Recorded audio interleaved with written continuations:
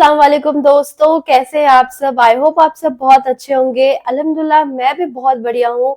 तो दोस्तों, welcome back to my YouTube channel react with Manu. और जो मेरे चैनल पर न्यू है, फर्स्ट टाइम ये वीडियो देख रहे हैं, तो वीडियो स्टार्ट होने से पहले चैनल को सब्सक्राइब कर लीजिए बेल आइकन पे क्लिक करके, ताकि आप हमारे आने वाली वीडियोस की कोई भी नोटिफिकेशन को मिस ना कर सके।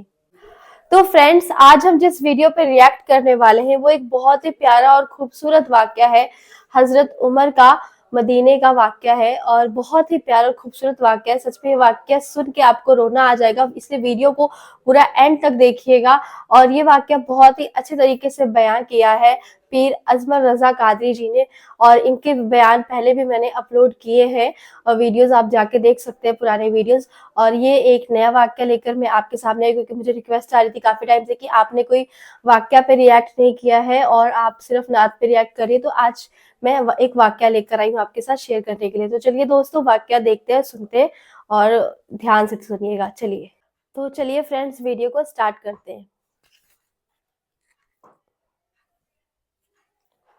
एक गरीब आदमी बद्दू रात के वक्त वो कहीं बेचारा सुबह से चला था, मदीने पहुंचते उसे रात हो गई।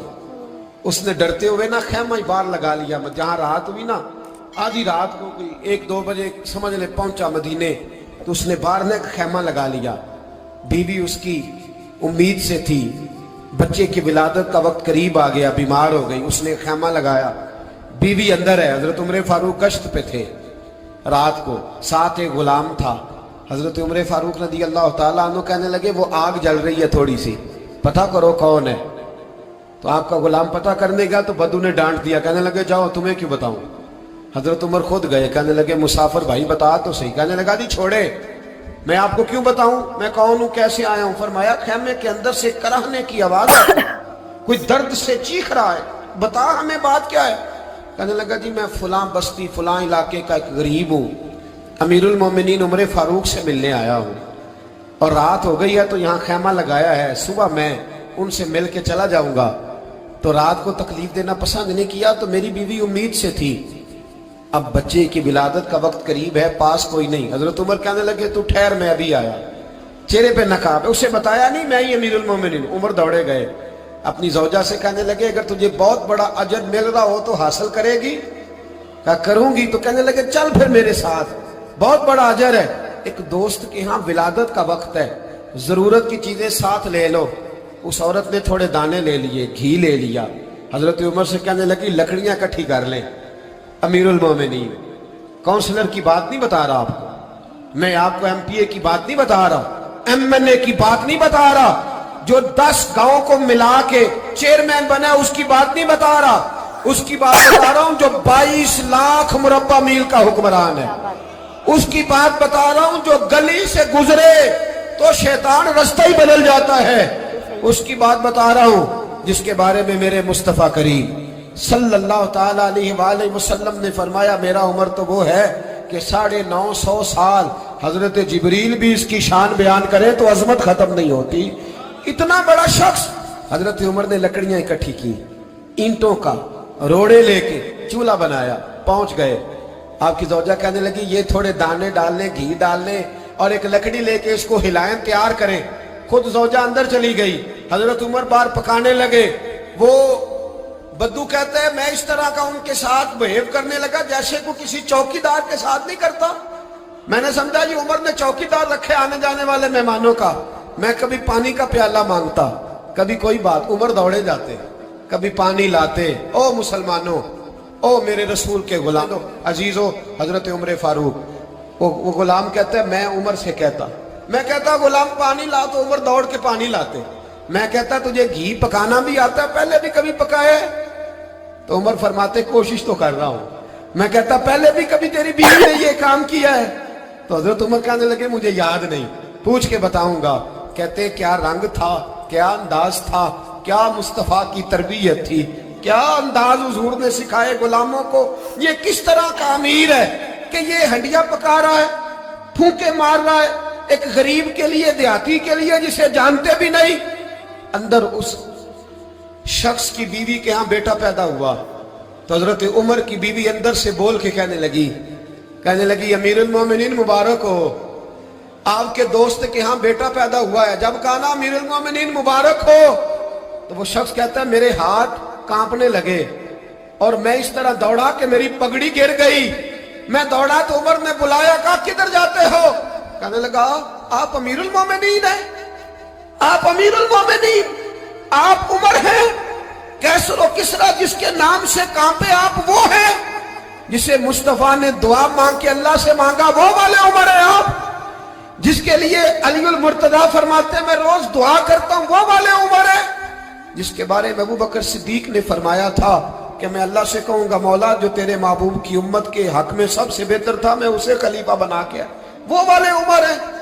उमर अमीरुल मोमिनीन की बीवी, वो तो खातून अव्वल होती है, वो तो मलका होती है, और तेरी बीवी दाई बनकर एक गरीब के बच्चे के पास बैठी रही है विलादत के वक्त। उमर अमीरुल मोमिनीन होके तेरी दाढ़ी सारी धुएं से भर गई, तो ड्यूटी करता रहा।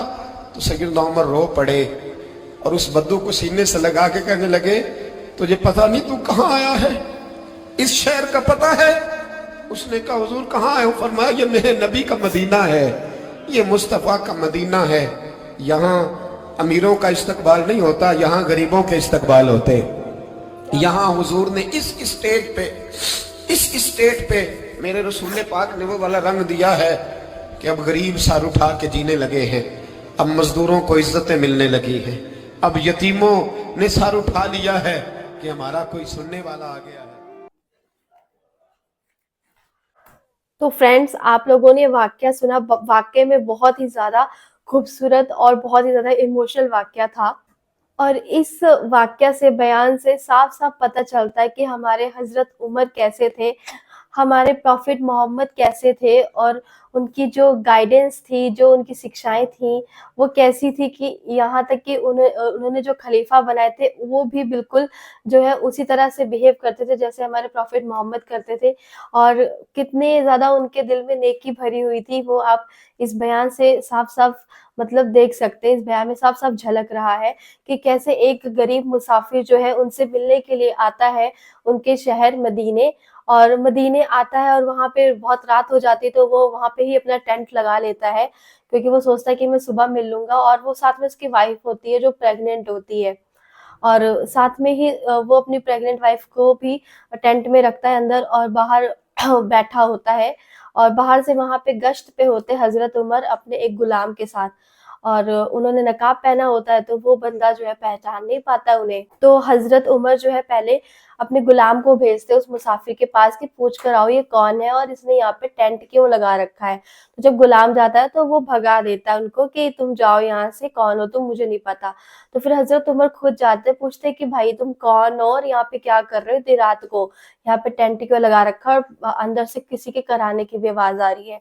तो फिर वो बताता है कि मैं फला नाम है मेरा और इस जगह से आया हूँ, इस यहाँ का रहने वाला हूँ, और मैं हजरत उमर से मिलने आया हूँ, और मैं सुबह मिलके चला जाऊंगा, और मेरी वाइफ जो वो उम्मीद से है, मतलब वो प्रेग्नेंट है और मैं उसे अकेला नहीं छोड़ सकता, इसलिए उसके साथ उसे साथ लेकर आया हूँ, और वो जो है करा रही है दर्द से क्योंकि उसका टाइम पास में है।